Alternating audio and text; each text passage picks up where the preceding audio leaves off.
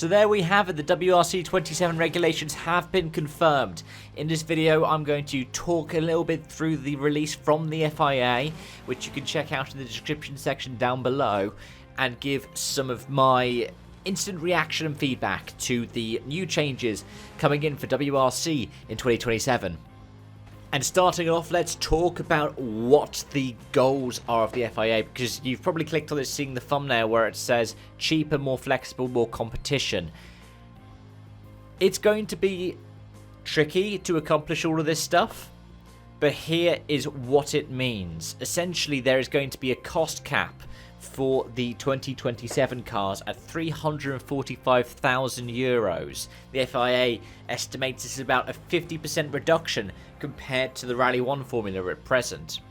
It's similar to the Rally 2s, which I believe are targeted at around €300,000, and Rally 2 is actually going to serve as the basis for this as well.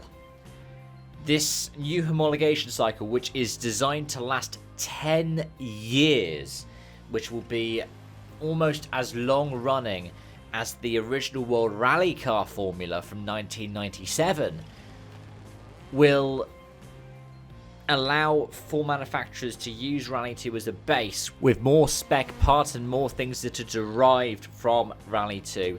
For example, some of the components that there will be include, as per reports that I've seen from the FIA and Dirtfish, who I will also link down below. Double wishbone suspension technology, transmission and brakes derived from Rally 2. There's supposed to be steel wheel arch liners so that flail damage that happens from punctures are less likely to cause component damage to the car, so it means that it's going to be less likely to have to be repaired or fixed or changed, which should make things more sustainable. And speaking of sustainability at the same time, the plan is to use sustainably fueled ICEs at the start of 2027, but the reason why they have accepted a 10-year homologation cycle is so that you could change the powertrain mid-spec. So say 5 years in, hybrid is the way to go, they need to go back to hybrid, they can do that. Say it needs to be full electrification, they can do that. But say ICE is the thing that stays, they can keep it. They could also change it if, for example, there is a desire to go back to a 2-litre formula like we had before 2011, or even go to a smaller engine like a 1.5 or a 1.2 or a 1 litre like you see in some of the lower parts of the rally pyramid. Now, there are some criticisms of it. Dirtfish has quoted Jari-Matti Latvala saying that the target of 345,000 seems a bit low, and Latvala himself would probably say that something like 500,000 would be a good idea. Now, this is to show how the championship has transformed in the past 20 years.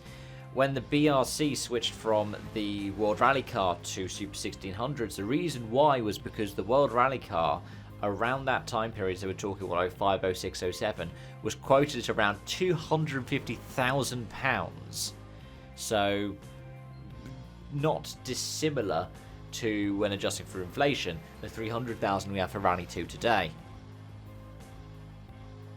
But the other criticism that I see, which Dirtfish quoted Thierry Neuvillon, is saying, well, if the Rally 2s are closer to this WRC27 rule, then you could have Rally 2s competing for wins. To be honest, my stance on it is not the most productive. It's very dismissive of it. I think it's a good thing that we have that.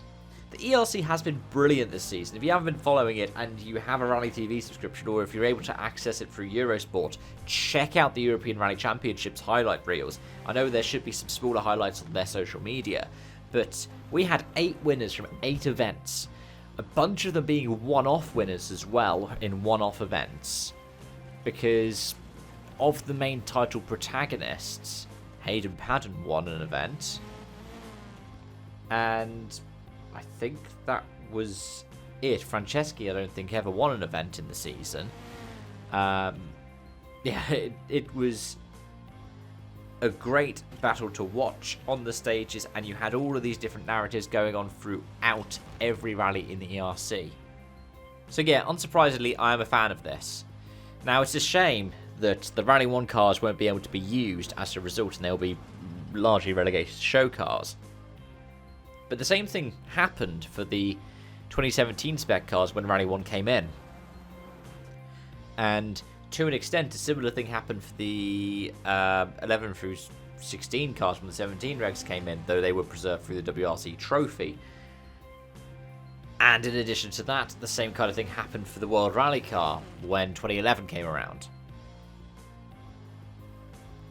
I think that what they should do is look at something like this as the future, because it should mean that in as many sense of the word as possible, the WRC is more sustainable, more efficient, more effective, and that can then trickle down to a grassroots level. Anyways, let me know your thoughts in the comment section down below. Thank you so much for watching, and I hope to see you again soon. Bye for now.